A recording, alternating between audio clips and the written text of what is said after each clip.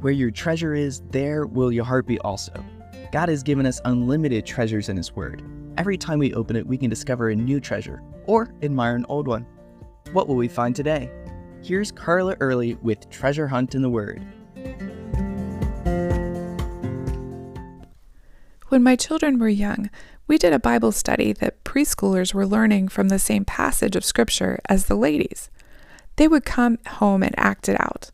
One would sit in our rocking chair, the fanciest chair in the house, and the other, with a blanket over their head and a yardstick in their hand, would stomp forward and yell, "Let my people go!" The enthroned one would yell back, "No!" Then the Moses character would yell, "Then God's gonna send frogs!" or flies, or whatever plague they could think of at the moment. I loved watching their little dramas. They'd get really into it. But as I read this passage recently, I realized there was a little more to it than that first line of their drama. Almost every time God directs Moses to tell Pharaoh, "Let my people go," it's followed by, "that they may serve me." Originally, Moses demanded that Pharaoh let the people go and hold a feast in the wilderness, 3 days' journey to sacrifice to their God, just a week or so off.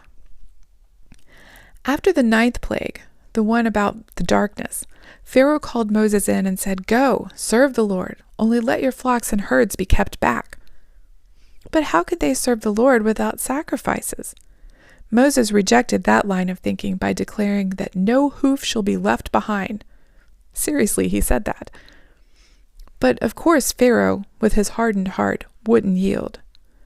But I never noticed the whole point of God delivering the Israelites from Egypt was for them to serve and worship Him. In Egypt, they had to serve the Egyptians, and though they obviously prayed to their God, they didn't worship Him there, and they were surrounded by idolatry, gods on every corner. God didn't free them from slavery for them to do whatever they wanted. Where did He take them first? Mount Sinai, where He gave them laws, rules about how to worship Him. Then He eventually brought them into the land He promised their forefathers, and won them victory after victory against their enemies.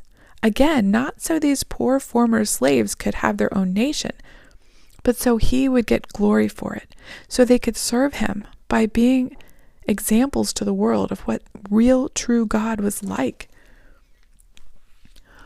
What God does physically for the Israelites often parallels what He does for us spiritually.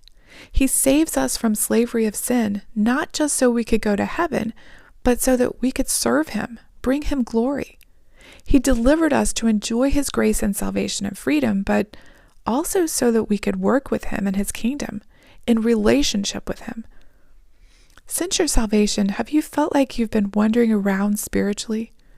If you're not already, get plugged in with a group of believers in a Bible-teaching church and ask the Lord how He wants you to serve Him, how you can glorify Him in that church, in your community, and in your family.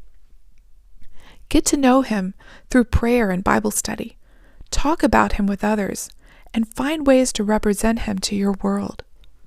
You can contact us at treasurehuntintheword@gmail.com. We'd love to hear the treasures God has given you through His Word. You can listen to other episodes on our website, which you can find in the description below. Thank you for listening, and remember, where your treasure is, there will your heart be also.